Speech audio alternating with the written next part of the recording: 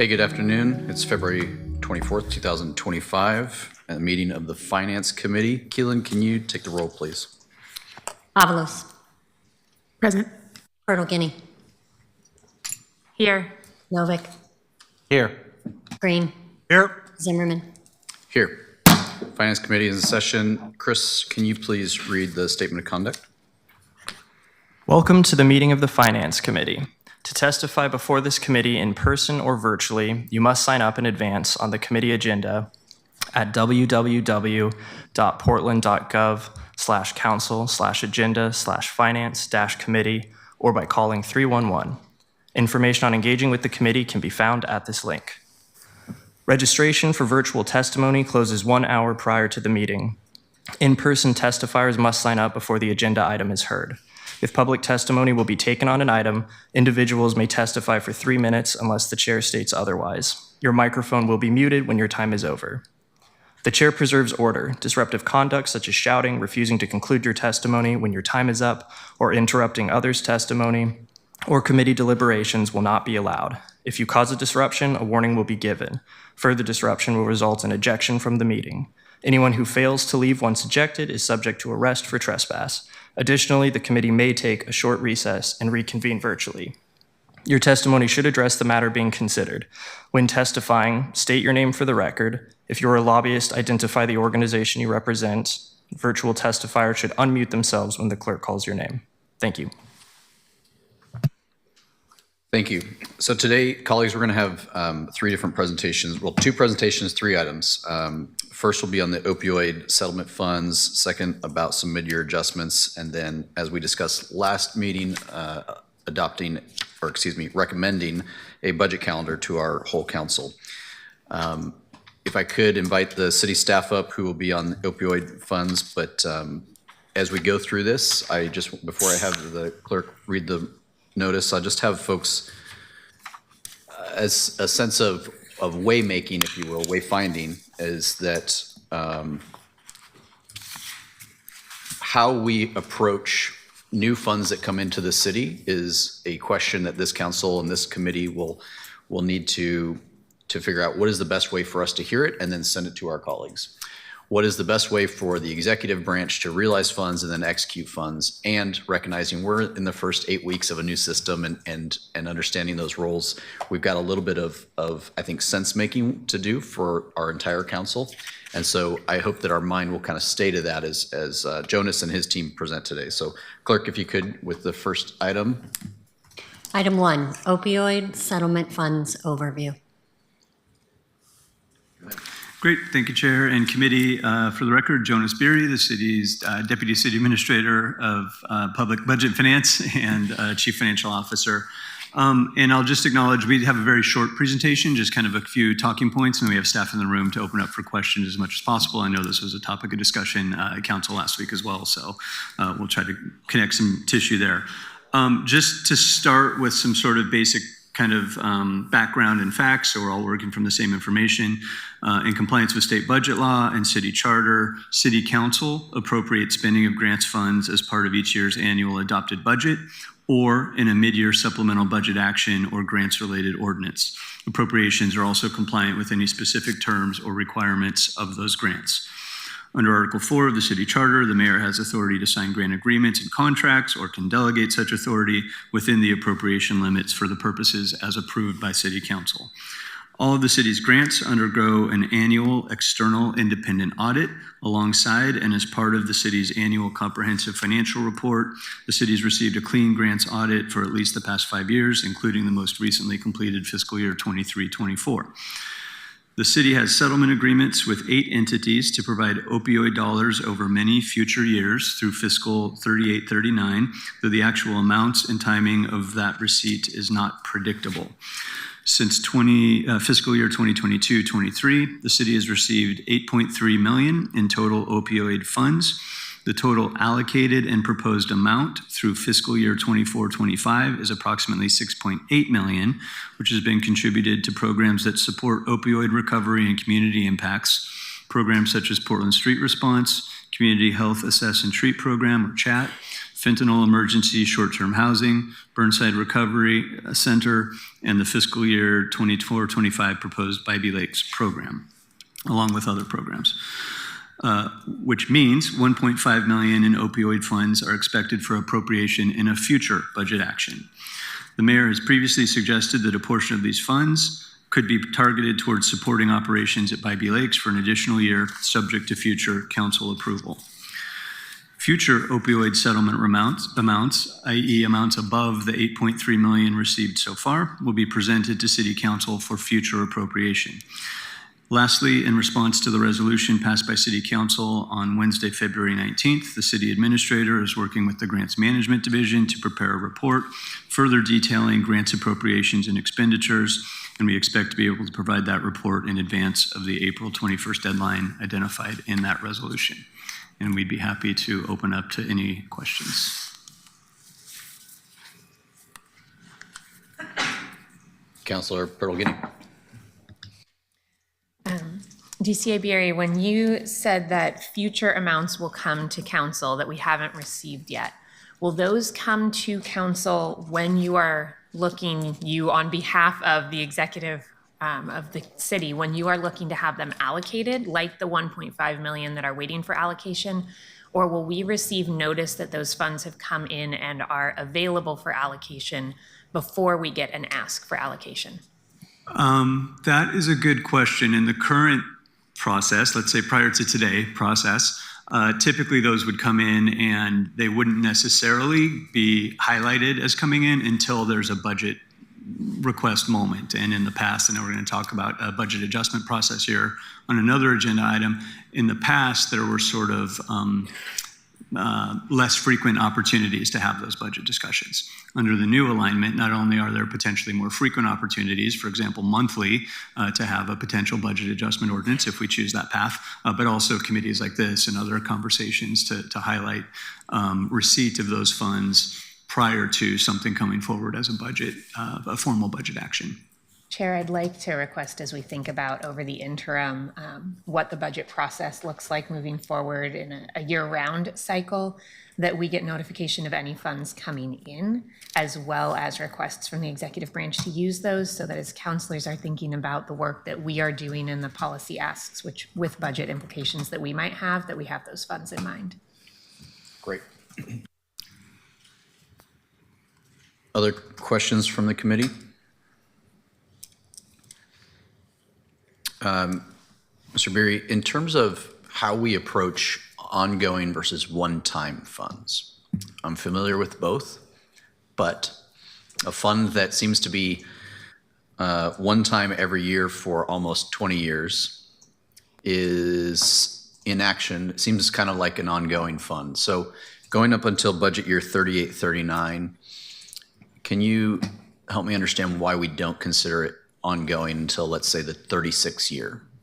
Yeah, it's a good question. I mean, typically grants are not, very few grants have an ongoing component. They're typically one time each year, and then there's a reapplication process. So typically grants would not be categorized as ongoing. There may be some that uniquely have multi-year elements.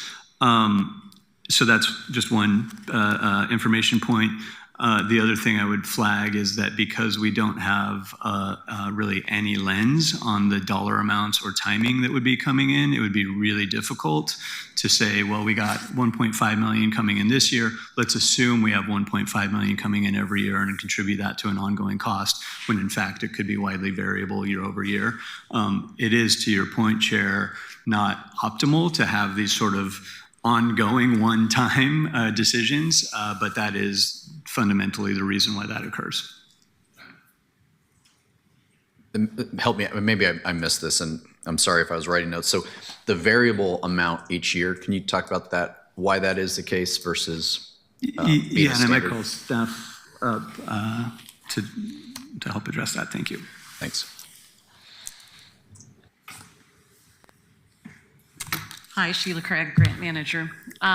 We have projected out what we think the amounts are going to be every year, but the organizations have the option of paying ahead. So for example, distributors, I think we received 3 payments in 1 year from them. So it's really hard for us to identify, like, will they pay upfront and pay all in the first 5 years. And those funds also, like some of the larger companies, organizations, their settlements are larger. So as we get toward the end of 2039, is that what I said?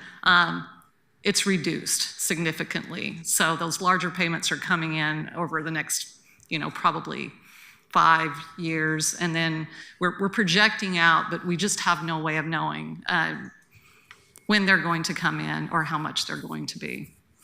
We have an idea, but nothing concrete. Okay, thank you.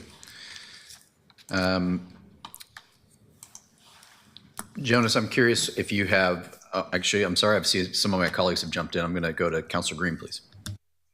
Thank you, Chair. Just on this idea of the variable and lagged nature of these grant payments. So you said you have an idea. Do you have any sense of, in your modeling and your sort of forecasting, can you put ranges around either volumes or time horizons on which you would expect to see the grants? I mean, because I know, we want to be careful on designing ongoing, obligations around this sort of lumpy grant payment, but we surely could come up with a sort of like up or down, high-low type of concept. And then we would just, adjust it in our accounting if we get that early. And we do have that, and we have a spreadsheet where we have it going out to 2039 and what we anticipate the payments are going to be through 2039 by settlement agreement. Okay, that's great. So I hope that would then flow into this broader discussion that we're having around transparency. And I can include that in the report that we're working on. Councilor Pertle-Guiney. Do we know what total amount we will be getting in from each company, from each payer, so that we know we have 8.3 million out of X already? Or is what you have a rough sense of what we might be getting from whom, when, but not a clear sense of what the total amount is that we could expect to budget from? We have a rough sense by organization, business, and that the spreadsheet shows that. It shows the settlement agreement, and it shows going out by year what we anticipate we're going to receive by year. But do we know the total amount? And we have what we think those amounts are going to be, the projected amount by business, by settlement agreement. But they are just projections. We could be off as we're thinking. If we were to think about this as a big bucket, and if we were to say there's going to be this much money over this many years, how much of it could we use for perhaps, maybe not ongoing, but multi-year programs because we know it will come in? How much do we need for one-time programs? We don't actually know what the total amount is. Let me agree to research that and include that in the report. Thank you.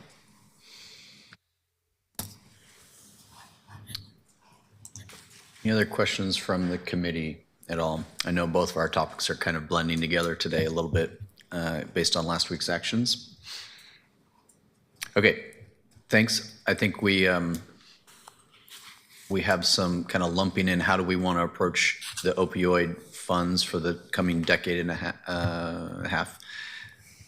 That not just the five of us, but I know that each of us have probably gotten some questions from some colleagues about the best way to realize these, ensure that they're used in alignment with their intended use, and getting some sense of predictability around it that we're all just getting oriented to. So thank you, and I certainly think the piece that Councilor Green and Sheila that you talked about, including it in the other report upcoming. So thank you.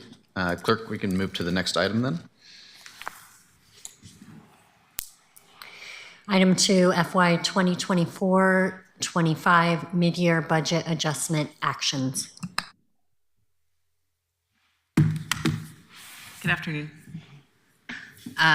For the record, my name is Ruth Levine. I'm the budget director. You want to introduce yourself? Hi, I'm Anthony Locke, budget analyst and supplemental budget coordinator. Thank you. So I'm going to, sorry, I should have done this before, try to join the meeting so I can share my screen.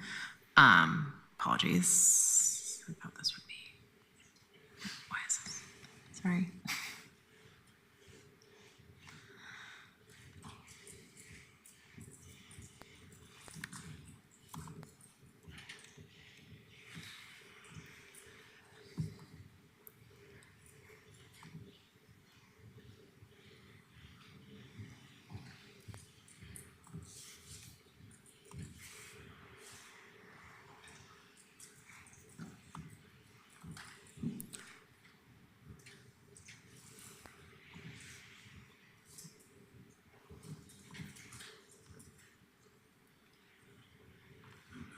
kind of like doing math in public. It's awful. It's really Trying to awkward, I'm join sorry. a technology presentation in public is always rough, so we're okay. You just take Apologies. the time. I'm No there. worries. I'm there. I'm just filling the space.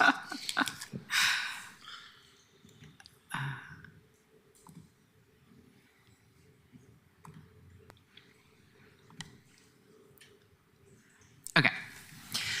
All right, great. That was easy. We are giving you a very short presentation just to provide a little bit of context and background about how the city has done supplemental budgeting in the past, and then a proposal for you to consider about this spring, and then we'll open it up for questions.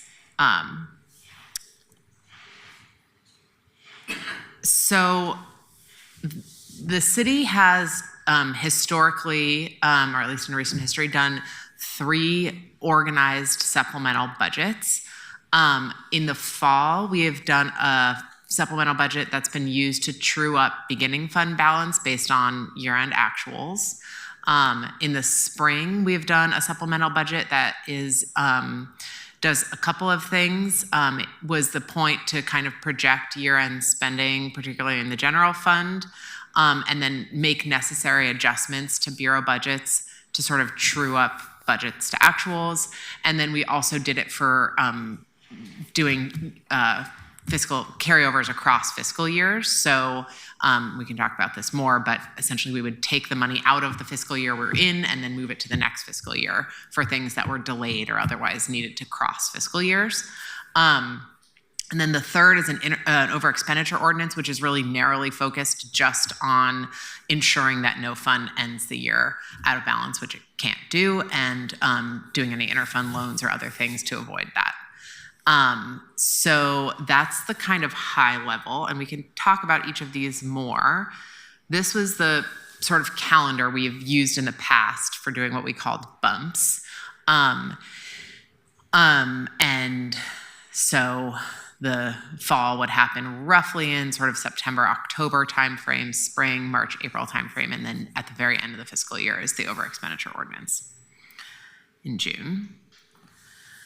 So now we get to this fiscal year, and I can give you a little bit more context. And I know for those of you who have budgeted in other governments, you may have questions about why we do our supplemental budgets this way, and those are probably reasonable questions. I think for this fiscal year, what we've found, and Anthony can speak more to this, in working with bureaus, is that there is a need to do at the very least some technical adjustments just to be able to keep paying the bills, essentially. I think part of this is driven by the sort of level at which we budget, not being able to do all of it, not being able to make all those changes administratively. So that's kind of the first item on this list is the technical adjustments. And we have a slide on what that means in a second.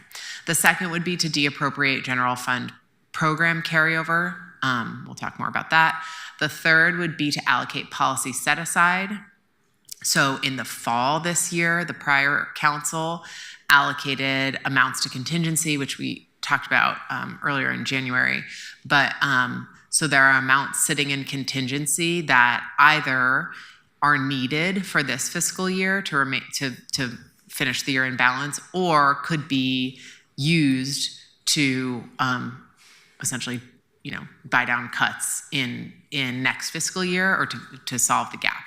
And so it would be helpful to have those figured out sooner rather than later so that we know what that number is. And then we also do what's called like a general fund return. So actually figuring out what is the real number that we could take from general fund bureaus that isn't going to be spent before it shows up as ending fund balance. And then it would not allow for new general fund requests. So this slide is just a little bit more detail to provide some examples on each of those things. So the first one, sort of moving money between external materials and services and personnel to prevent over expenditure. The policy set aside account, for example, there's a line item in there for costs of health benefits, which is a longer conversation about how we budgeted health benefits this fiscal year. But if there are bureaus where they are going to overexpend, but because their sort of health benefits are coming in above budget, that would be used for that purpose, or could be used for that purpose if council directs it to be. The general fund program carryover, the sort of classic, there are a couple of versions of this, but one is there's a thing that actually happens across fiscal years, right? Like in our bureau, we have the Insight Survey, and it happens every other year, so we need to move money from one year to the next. Or you might have a project that was one-time funded that is not done because there was a procurement challenge or something. And so if council wants to shift that to next year, you can, and we would just move the funding to do that. And then the last is the general fund return. So this is a proposed timeline for this. Don't, hopefully, we can discuss this. This is for discussion here. So this is just to kind of show you what it would look like. I think that the advantage of this slide is just to give you a sense of what has to happen in the background in order to bring something to council. The idea behind doing these is that we, CBO, collect all of the things that need to happen in one ordinance, and so that you don't have 10 different things coming to you separately. And so in order to do that, we just need some time to kind of allow people into our budget system and enter those things. And then we kind of review them, make sure they're technically accurate, and then bring forward what those requests are, essentially. I'll stop there. I know that was a lot. What Can you actually go questions? back one slide, please? Yeah. Excuse me, 2 slides. There we go. So given that timeline would be relative to this slide in terms of what we're trying to achieve? Correct, yes. So we would be collecting sort of all of those first 4 bullets. And I think we can talk more about kind of what that looks like. This is an option. It doesn't, we're just sort of putting all of this on the table right now for discussion, but. Great. Councilor Green. Thank you, Chair. On this slide, when it says not allow new general fund requests, is that speaking to the staff side, the bureau side, department side, or is it intended as guidance to city council? Yeah, I mean, I think it would be speaking to the staff side. I think what we have found in the past is that there were times, especially during the pandemic, and folks can speak more to this, when there were requests coming in the spring. It's nearly impossible to stand up any new thing in the last 3 months of the fiscal year while people are also trying to pass a budget for next fiscal year. And so it ends up just getting pushed into the next fiscal year anyways. So I think it's prudent to kind of be realistic about that, regardless of who is thinking about doing it. But that was certainly the experience of it when we had bureaus kind of requesting money at the end of the fiscal year for a new thing. It's just like it happens the next fiscal year anyways. Results in kind of confusion and extra work. Other questions from the committee? Going back to the timeline slide, if we could. Sure. This is one of the unfortunate aspects of it, right? This timeline is very much similar to the timeline we're going to look at in the next item, which is about passing our budget and just integrating and how they work together. So I'm trying to, in a very real sense, if we can get an idea for, okay, this spring technical bump is allowing, and it is at the same time, it is basically crafting so that we're starting from the right ledger for our budget process. Is that a fair way to categorize that? Yeah, yes. Okay.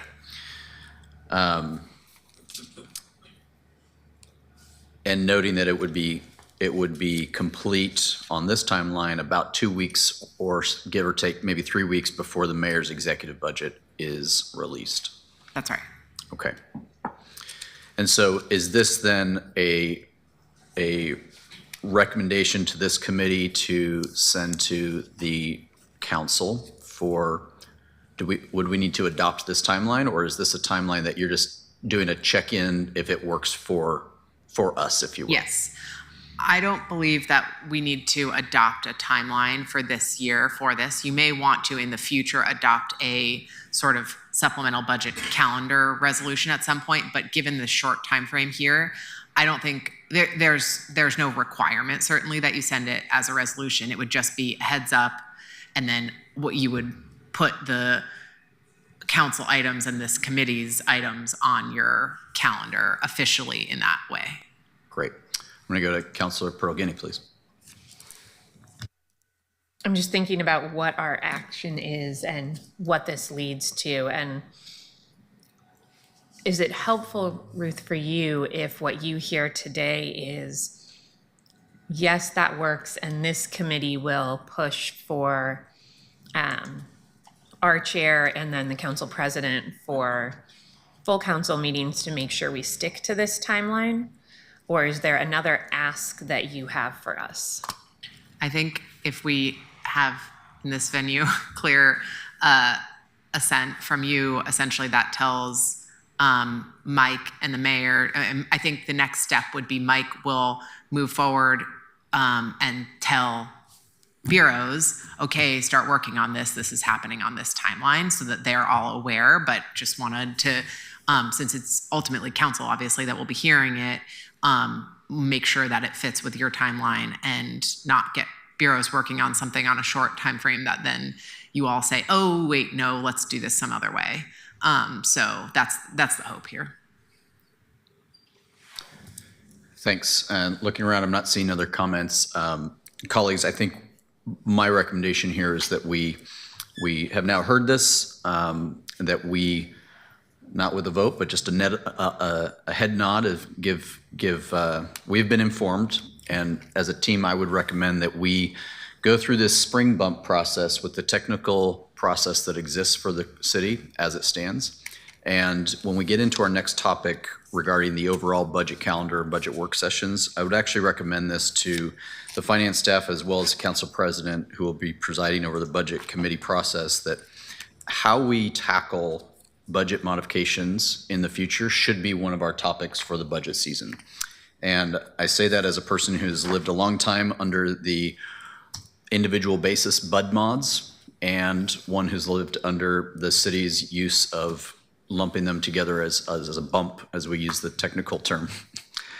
There's give and take to both of those. And I think it would be good for our whole council to hear some of those gives and takes. And that way our council will be informed. And in our budget process, I think we can either give direction or set policy in how we want to do that. So that would be my recommendation. And unless there are any other questions, I see one more question for the staff. Councilor Pearl-Guinea, please. Just a comment actually related to this, as I'm hearing us talk about the broader budget calendar and the way that staff interact with that for adjustments. I'm also thinking about how counselors bring forward throughout the year resolutions and ordinances that may have a fiscal impact. And I think it would be helpful at some point to have some members of this committee and some members of the governance committee sit down together to talk about what the process is for ordinances from counselors with a fiscal impact that come outside of the normal budget season. So just a note there as we talk about these related topics. Yes, certainly agree. Ruth, anything else from your team? No, thank you. Okay, thank you. With that, I'll go to the next item. Oh, I'm sorry. Councilor Green, please. Sorry, just to riff on that. So, Council President, is your thinking, like if we're introducing ordinances throughout the year, we would want the Finance Committee to inform the rest of the body who may be voting on those ordinances? My thinking is merely that we should have a process for what happens if you or I or any of our colleagues introduced an ordinance with a fiscal impact in, let's say, September, which was not accounted for in that fiscal year's budget. And I think we could all come up today with proposals on what that process should be, but I think that some conversation between members of this committee and members of the governance committee is probably the best place to start the conversation on what we think as a body that process should look like. Sounds good.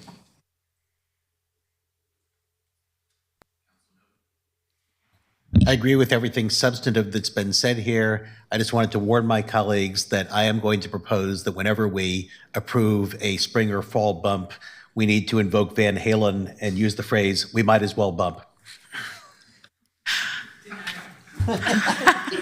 I'm not sure if I hope or am fearful if I know the meaning there, but okay. Thank you, Councilor Novick.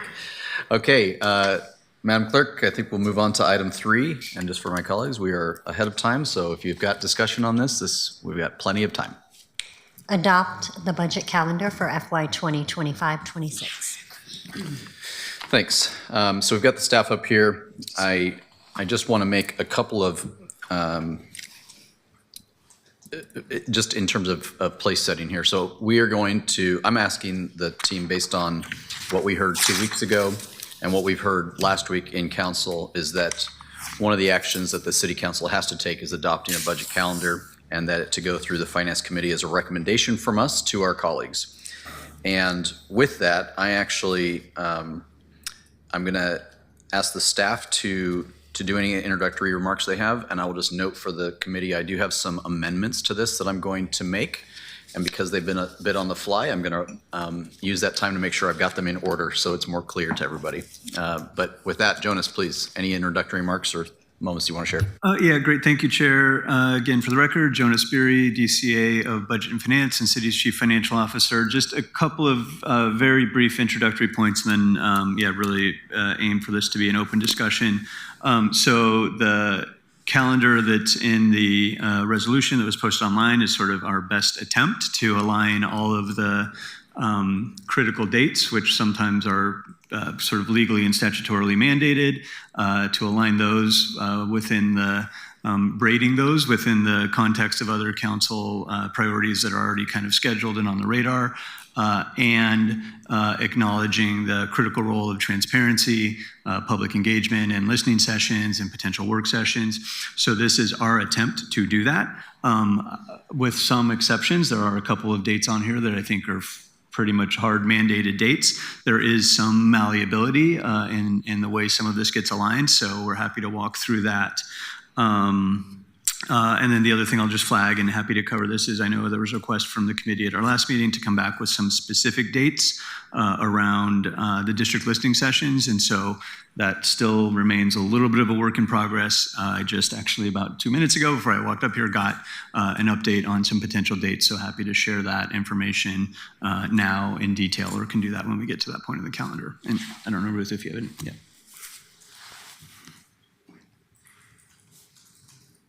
Great. Colleagues, within your packet, you've got Exhibit A that shows all the calendars. You also have B, which talks about a couple of technical changes. With that, though, I want to make an amendment. And this, before I read the amendment, I just want to get at some of the discussion that has happened regarding how will our policy committees weigh in on their various policy areas.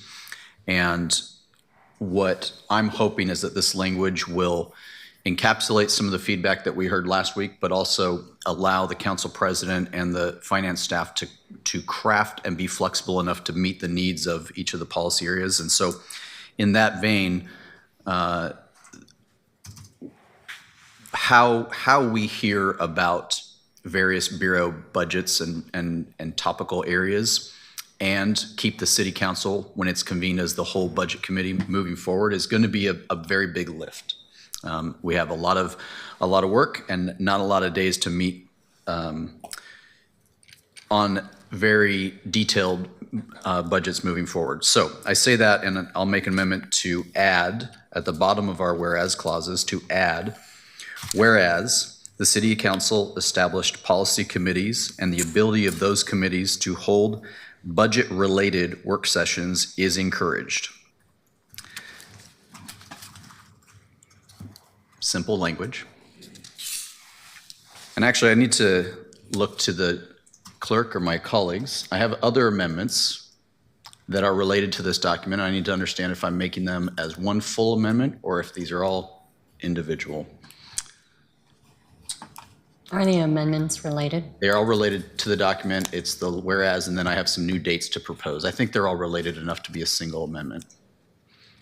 If it makes sense that you would have a single vote on those, then you could bring them as a package. Okay, I'm going to bring them as a package, and then I'll be open to discussion if that's a problem. Looking at Exhibit A, these are all dates, and these are additions.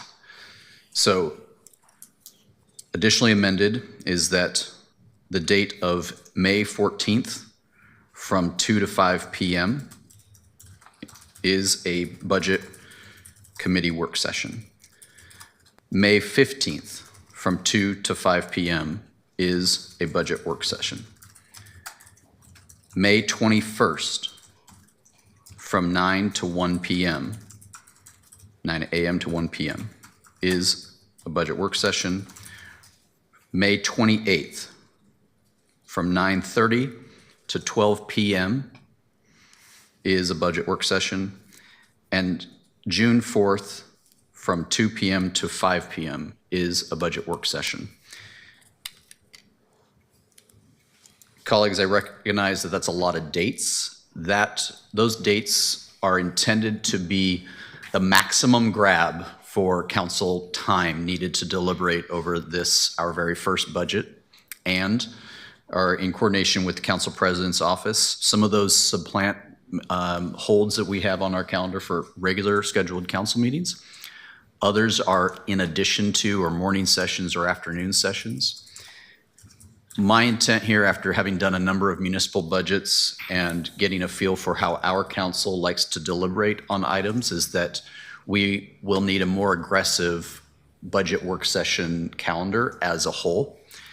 And that's why I have put this many new dates on the calendar. I also think that these dates allow the council president and the budget staff maximum flexibility so that it is much easier to cancel an unneeded meeting than to call a necessary meeting. And so I think that flexibility will be well worth our time and allows our colleagues to schedule out far enough that we can get things on the agenda. And lastly, just editorially, and this is not in the amendment, the way in which this document is printed up for its final use is looking at all of these as budget committee work sessions with then designated topics, right? And I think the calendar can be a little bit weird to interpret for all of us for our first time, but I think that's an appropriate way to view our work, is that when we convene as the budget committee, we'll have certain topics we're hearing, but everything is, so to speak, open at that point. Is there any discussion at all? Councilor Prorogini. A technical question, and I'm not sure if the clerk can answer this or if we need one of our attorneys in the room, but if we are adding additional dates, do we need to make amendments to Exhibit B, which is the ordinance that allows us to change our schedule, or are these special meetings that we can add without having to change the ordinance? If I heard right, these are all work sessions that are being proposed, so I don't believe that we'll need to amend the ordinance. I don't think there's a conflict with those proposed dates in the ordinance, and I don't believe we'll need to schedule a special meeting because these are work sessions. Perfect, thank you. Councilor Green. Thank you, Chair. Some also technical process questions, but also broader comments. So I did review this in advance. Well, first of all, I'll just say I support your amendments. I wasn't able to write them all down, but I'm assuming it's reasonable. I'll get that later. I think it's important and a priority for us to be able to talk together as a full body, and there's no other way to do that other than to have these extra meetings, so I support it. I don't really understand, and maybe it's a lack of it's just my own ignorance, but I don't understand why this drafted ordinance is part of this resolution. So if you could say a little bit about that. The other exhibit. Yeah, there's a non-referenced exhibit in the it's draft ordinance. Certainly. In fact, I'm actually going to let our council president, since it refers to council meetings, address that. Our code states when council meetings should be held, and a few of the things that are listed on Exhibit A affect council meeting times, not just work sessions. And because they don't add just work sessions or special meetings, but they actually change, for example, on May 21st, we have a 6 p.m. council meeting. According to code, we have meetings once a month at 6 p.m., and we are changing that to 3 p.m. in order to have time to begin the budget work, recess so folks can grab some dinner, come back, finish budget work, and also have time if there are any other pressing issues that can't wait to address that day. To adjust the start time of that meeting, we actually have to have what is essentially the equivalent of saying, notwithstanding what's in code, we actually need to do this at a different time on this date.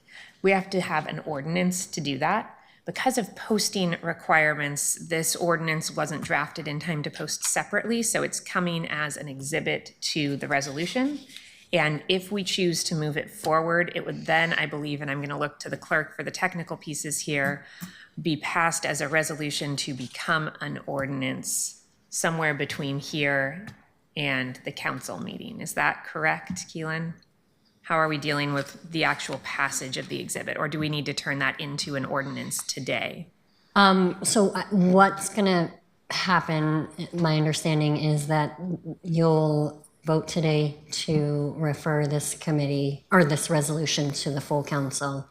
That action then will allow us to pull out that emergency ordinance and create a separate item that would get filed by the filing deadline, if that makes sense. I think I'm following it. So this is just a way to conform with our code, so that way we're following procedure, so we can hear both the ordinance and the resolution before the full body. Yes, and the ordinance turns into, I would recommend an emergency ordinance so that these two things can travel together. If it's an ordinance without an emergency clause, it would need to come before 2 committee meetings, but we need this ordinance in order to actually implement the calendar in the resolution. Great, that was helpful. Councilor Novick.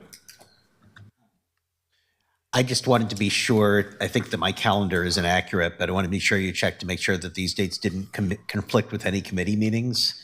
I think that I've got extra committee meetings in my calendar, and it shows some on May 15th.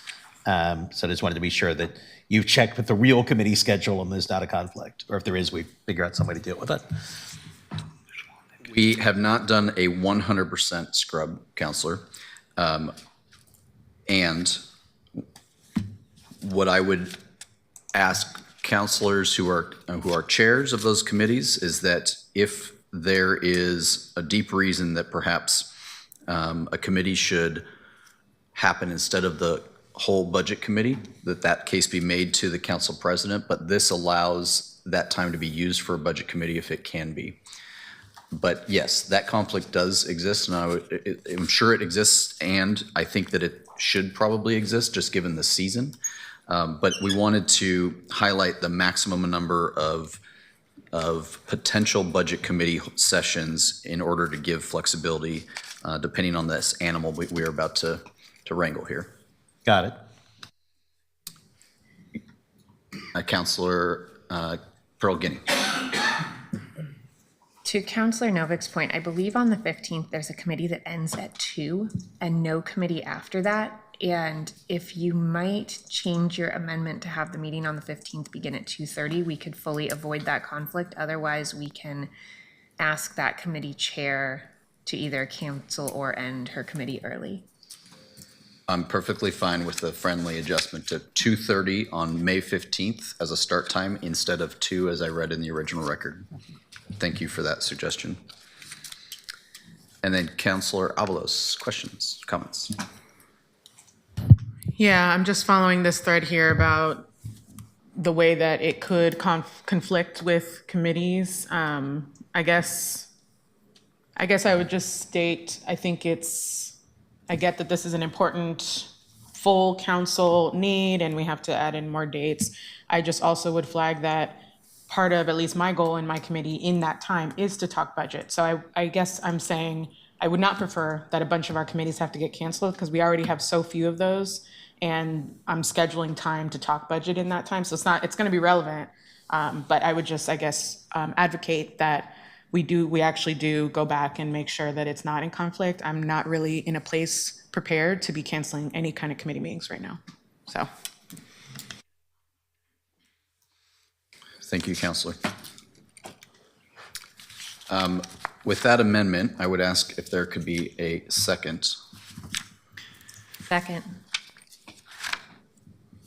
Any further discussion on those dates and that single whereas? Chair, sorry if I may, I just want to make one clarification on the May 14th date. There's currently in the attachment optional work session in the morning. Are you proposing an additional work session? Yeah, great. Thank you. Just want to clarify that. Thanks. Yep, thank you. That's exactly right. I will just, for my own experience of sharing with colleagues, I've found a lot of value in those work sessions where we've got it scheduled and we do a check-in, and sometimes those check-ins are very much needed and we use the whole time. And other times there's such a quick thing and we see budget staff go back, they finalize some stuff, they get things in order, and then that second session can be a good check-in before the end of the day or the end of the week. And so that was the intent here. Thanks for bringing that up. Councilor Green? Thank you. To Councilor Avalos's concerns raised about the scheduling, I do intend to support this amendment. And I think between today and when it's heard before the full body, we have time to kind of scrub our calendars and take a look at that and then offer further amendments at the dais in that council meeting.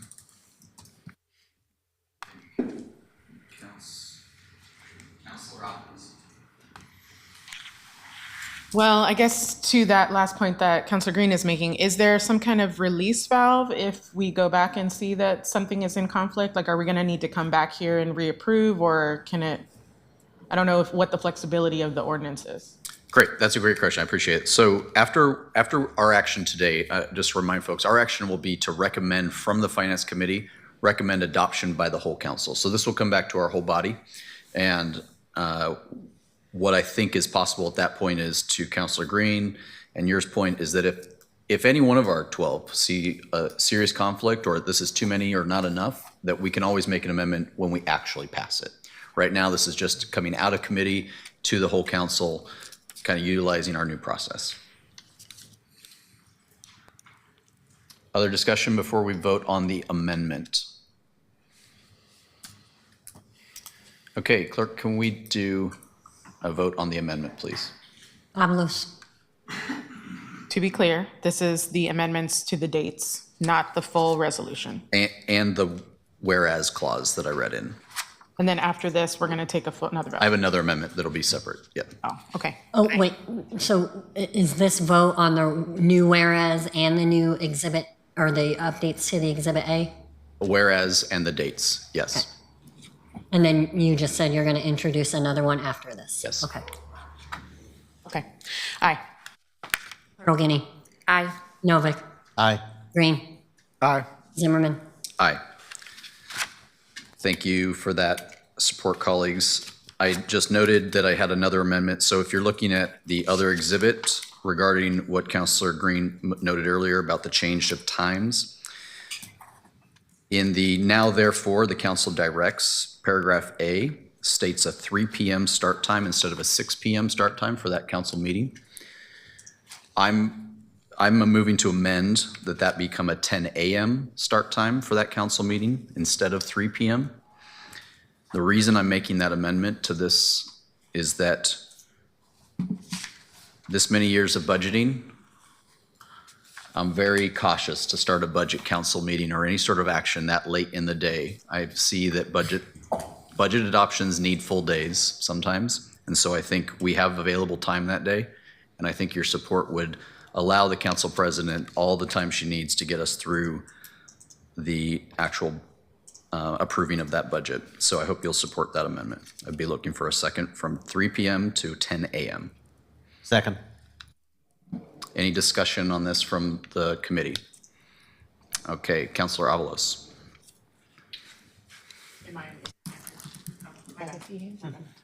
Counselor Green. I would just say I support that. I mean, we can always just call a recess if we need to reconvene later, have staff do some work, give ourselves a break, so, yeah. Counselor Perlow-Guinea. I believe that we just amended Exhibit A to start our meeting at 9 a.m., to have a 9 to 1 work session that morning. And we're now backing up the 3 p.m. to a 10 a.m. for the meeting. So I think that we either need to have that 9 to 1 morning session be a council meeting, not a work session, and change it to a 10 a.m. start, or change this to a 9 a.m. start, so that those two things speak to each other. Thank you for that catch. My apologies. You are correct. 9 a.m. And that allows Council President the flexibility to change that, to use that date's meeting time and morning as she needs. Thank you for that catch. And do we need to make any changes to the prior amendment? Was that noted as a 9 to 1 work session on the 21st? And do we need to change that to a council meeting, or does the change in the ordinance supersede the work session and allow us to move forward? It doesn't supersede, so no. So we need to also amend in Exhibit A, where we had created a 9 to 1 work session, and change that to a 9 to 1 council meeting with a recess to then, actually, it would be 9 to 6. So we need to change where it says 9 to 1 work session and then 3 p.m. council meeting to a 9 a.m. council meeting on the 21st. Where are you looking? When you say 9 to 1, what are you looking at? Am I looking at the council schedule ordinance? I took notes on the prior amendment that Councilor Zimmerman had proposed, and wrote in that there was a proposal for a work session on May 21st from 9 a.m. to 1 p.m. And then we had 2 hours, and then the council meeting that was listed in the original Exhibit A started at 3 p.m. If we're now changing this to a 9 a.m. start time for a council meeting on the 21st, we need Exhibit A to conform with that. Okay, so I would ask for continued support for the change to the council meeting, and then I will propose Third that amendment. adjustment on the resolution. I'm sorry to complicate things. Hey, this was fast and furious, and it's a first schedule that was put out in order to encompass 12 different people's inputs. So there's a little bit of movement in the moment. Any other comments on the council meeting on May 21st, moving from 3 p.m. to 9 a.m.? Seeing no other comments, we'll have a roll call on this amendment, please. Avalos. Aye. Perlow-Guinea. Aye. Novick. Aye. Green. Aye. Zimmerman. Aye. The amendment passes. Colleagues, I'm going to propose an amendment to Exhibit A that we remove the budget work session on May 21st from 9 to 1 p.m. Can I get a second? Second. Any discussion? Clerk, can we please have a roll call vote? Avalos. I'm gonna get to aye, but I need you to say it again, what we're voting on. I am making an amendment to remove the work session on May 21st Getting rid of it entirely. because we have instead a full council meeting during that time. Point of clarification. I believe we need to replace that with an amendment to Exhibit A that begins the action to approve City and Prosper Portland budgets at 9 a.m. as opposed to 3 p.m. I think there's two parts. I think that's why I'm confused. And I didn't Yeah. didn't catch the notes, so I am not looking at the same information, but it says May 21st, the city in Portland. So where does that fall into this? So that is already a council work session. This action to approve, we can only take action at a council meeting, right? So that is already, this budget calendar does not only talk about budget meetings. It does have council meetings in it where we'll be taking yay and nay votes. I think that what we're trying to indicate, to just be clear and not over-process it, is that it will be a council meeting. And since our ordinance requires us to say when we're meeting as a council, which is already, I'll editorialize, a silly ordinance, we have to take this action to be clear that we're going to meet at 9 a.m. as a council in council session and not in a budget session. And then During that, the intended action that day would be action to approve city and Prosper Portland budgets. Okay. I'm sorry for the jumping around, folks. Okay, so that day, this amendment is to approve making it a meeting instead of a work session, starting at 9. And we're gonna, at that meeting, do this approved city and Prosper Portland budgets on top of all the other things we're gonna do until the evening or something. Until Is that- complete. Yeah, okay. Okay, then I vote aye.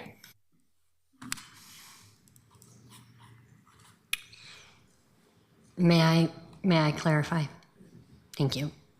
On May 21st, on the original exhibit, we have a line item, action to approve city and Prosper Portland budgets that start at 3 p.m. Do we need to strike at 3 p.m.? Yes, it would say 9 a.m. now. Okay. Okay. That helps, thank you. Purtle Guinea. Thank you for clarifying the amendment. Aye. Novick. Aye. Green. Aye. Zimmerman. Aye. That amendment passes. Okay, thank you. So with that, and I will just say thank you to my colleagues for that much moving around to get this document in order.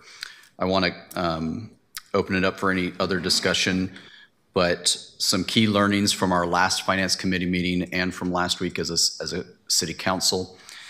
What the folks who helped put this together have tried to build in is maximizing the days available for community input, for budget work sessions as an entire budget committee, and enabling the policy committees to do deeper dives in specific subject areas. I've heard that time and time again from our colleagues.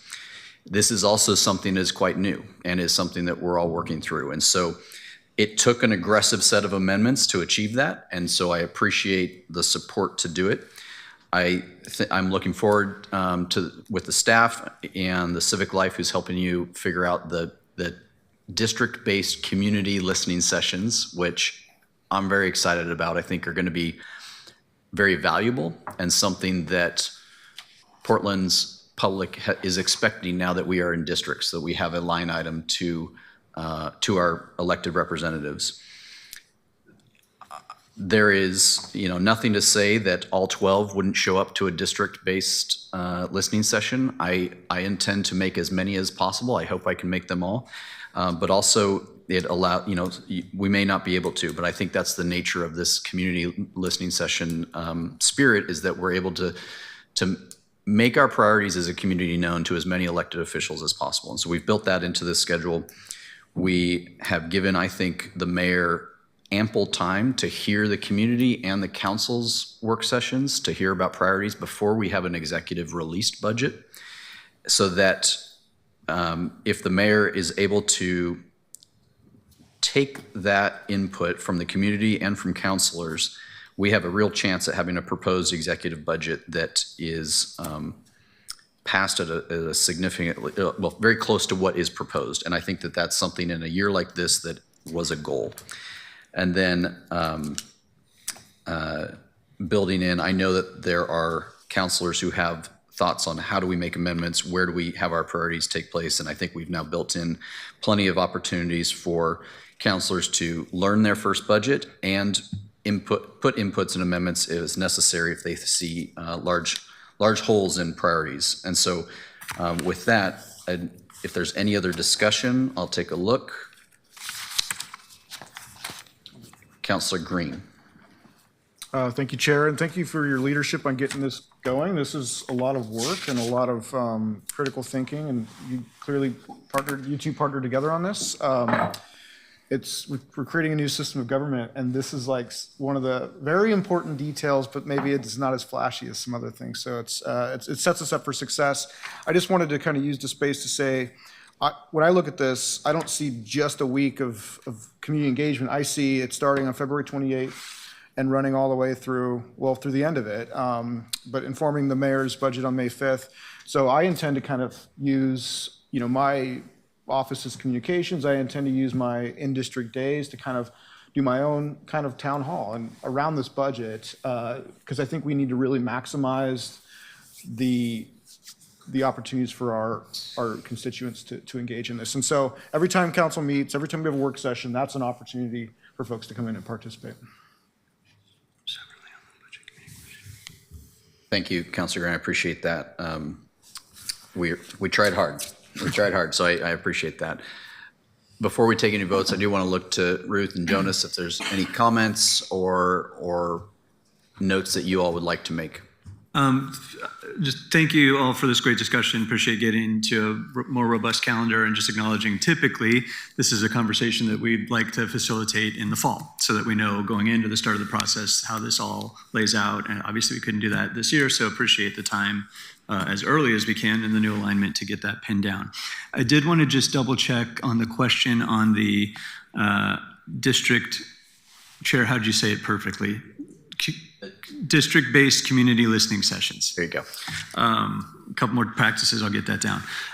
Just wanted to confirm the couple of dates. There's still locations TBD, but in working with the Office of Civic Life and our community partners, the couple of options that we have, avoiding the week of spring break, the kind of optimal, maybe that's a subjective term, but maybe what we would recommend is a session for District 3 on March 18th, District 1 on March 20th, District 2 skipping the week of spring break, District 2 on April 1st, and District 4 on April 3rd. There were a couple of date options that were provided. 2 of them are during the week of spring break, so we know we want to try to avoid that, and then try to compress all of them being that same week of March 31st. That would be our initial proposal. We don't have to sort of nail it down immediately, but we do need to get sort of a general nod that we should go ahead and work with the community and our partners to get those locations pinned down and scheduled. Thanks for getting those into the record. Here's what I would recommend, assuming that this passes and it goes to the full city council, is that between now and then, you and I, the team, we work on locking those in, and then I'd be happy to make an amendment to this for our full council and get those into the record. And we can work with those districts to give them a heads up already. Great, fantastic. I think that'd be a great way to still move this forward. Great, thank you. Okay, I'm seeing that we've got some testimony, and so I will turn to the clerk. Thank you. First up, we have John Wesley Pimentel.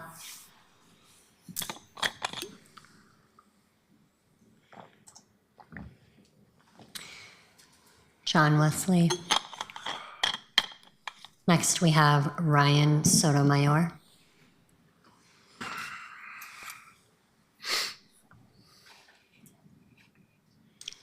Ryan?